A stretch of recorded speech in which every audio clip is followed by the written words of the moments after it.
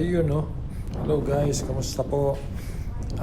Today, nandito po tayo sa Camis Rose Garden dito sa Abha. Yung buong paligid po na yan na natatanaw ninyo, nakikita ninyo, puro tanim po yan ng rose. Iba't ibang klaseng rose, iba't ibang kulay. So, ayan po, doon ang entrance sa dulo. Dito, pwede kayo mag-parking. At dito naman po, may entrance, nasa 25 Saudi Riyal po. So, doon sa main gate, doon kayo magbabayad. So, dito, akit po tayo dito para makita natin yung mismong garden. Ayan, nakikita nyo, may arc siya, may arko. Yun, doon po tayo nanggaling sa dulo. Papasok nyo yung sakyan nyo, mag-park na lang kayo dyan.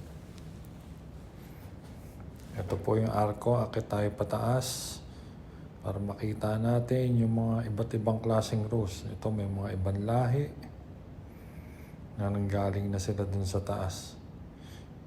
So ito po nakakatuwa, meron siyang mga arko na may mga paso na tinaniman ng mga bulaklak, mga rose. Yan, mga rose na yellow, rose na pink, rose na red. Ang bango dito. Ang bango ng simoy ng hangin. Amoy bulaklak. So today po, it's 11th of April 2024. Time 9:55 in the morning. Yan, malakas po yung hangin dito. At nakakatuwa dahil ang dami palang klaseng rose. Kala ko nung araw ang rose kulay pula lang. Kasi yun lang madalas kong nakikita. Meron palang yellow, meron puti, meron pink, may purple pang araw. As in yun talagang iba't ibang klase. Ito may mga cactus pa nga dito. Hindi lang pala rose ang nandito, meron din mga cactus. Ito yung mga ginagawang di ba? Mga aloe vera. Yan. Pwede lang pumita sana dito, lalo yung mga cactus. Kakatuan lalaki. Nakakatakot hawakan kasi meron din siyang mga tinik. Pero kung makikita nyo in person, meron pang mga gata-gata na lumalabas doon sa cactus. Yun yung pinaka parang aloe vera yata kung di ako nagkakamali. So, dito po mula doon sa hotel na in-staya namin, papunta dito sa Camis Rose Garden. Halos nasa more than 1 hour din po yung binyahe namin.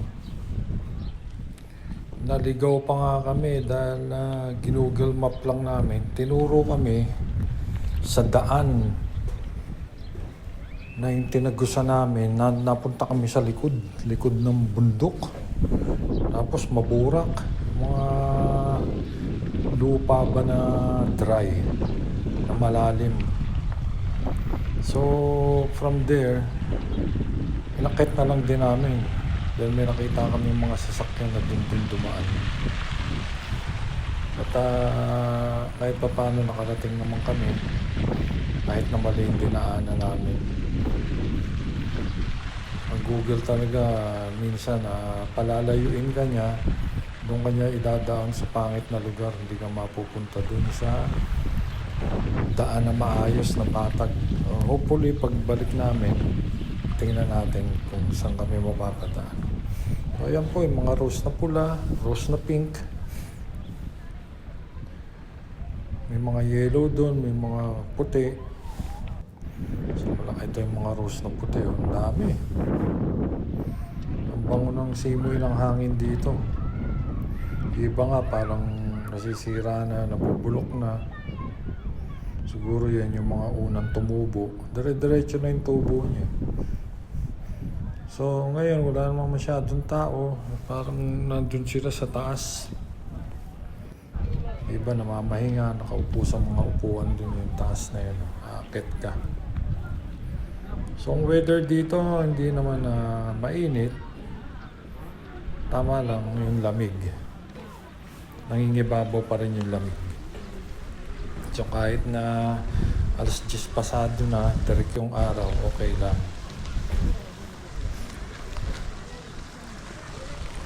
So ito po yung lugar na pinuntahan natin na to, itong Camis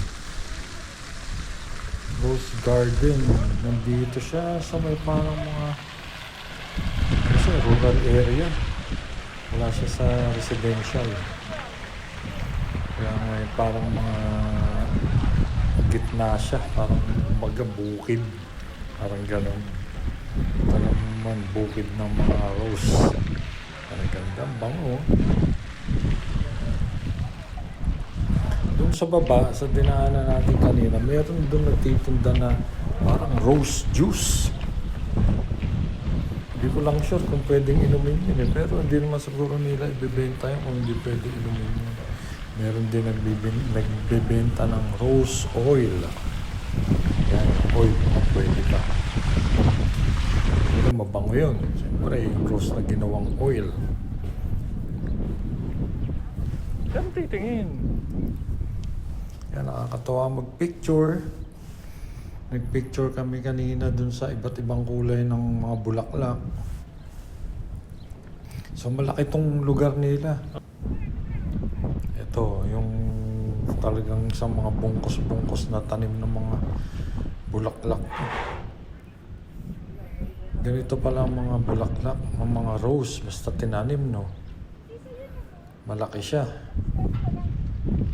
Ito sama-sama na dito, halo-halo. Siguro iba nililipad. Supposed to be, dapat siguro puro pink tan to kasi na majority pink na mga bulaklak eh. Yung mga puti-puti na nahalo, mga pula siguro para mga naligaw na lang dito yan kaya tumubo na rin.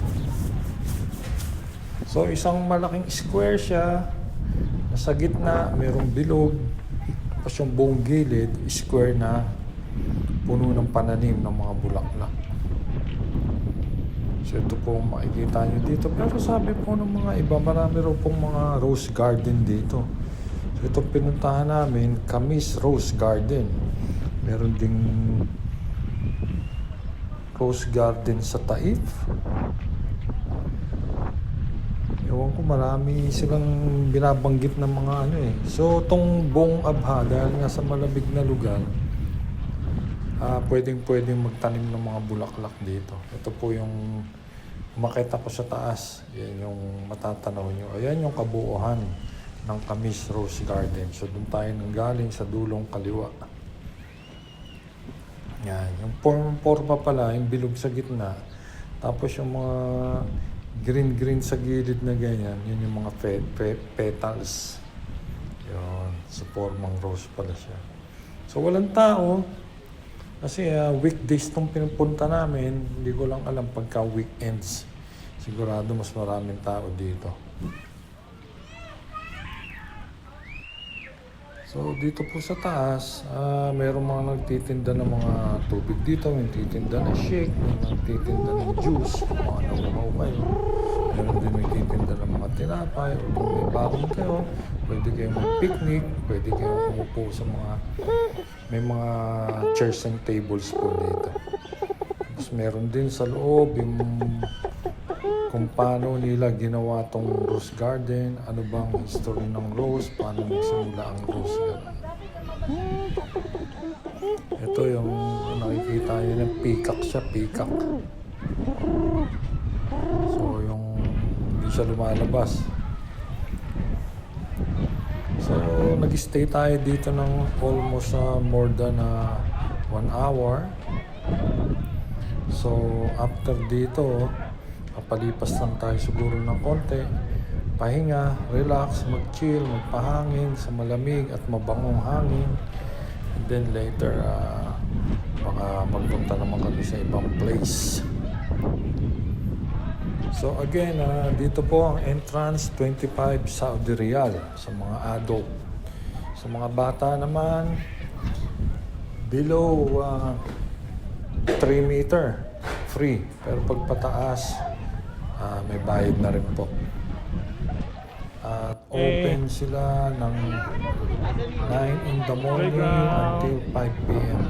So dito rin po sa taas, may mga kasama kayong mga bata, pwede rin sila maglaro dito. May maliit na garden, may mga swing, may mga slide. Tapos kung gusto nyo naman mag-CR, meron din po dito, kompleto sila. Dito may parking pala, ito yung likod na park. So may parkingan pala dito. Yan, mga bulaklak pa rin, mga rose pa rin. Ito ay mga tindahan, juice, shake, water. Ayan yung peacock, lumabas na ulit. Lumabas na siya, yung kanina, nandun na siya sa pinto eh. So 11:30 na po ng umaga. So ito ngayon, pabalik na tayo. Tingnan natin kung saan tayo makakapasyal ulit from here. Pero ngayon, tingin muna tayo kung saan tayo pwedeng mag-lunch. So hanggang dito na lang po muna ulit. Salamat po sa pagsama niyo sa amin dito sa Camis Rose Garden. Hanggang sa muli po, paki-like, share, and subscribe na lang po. Maraming salamat sa inyo and God bless you all.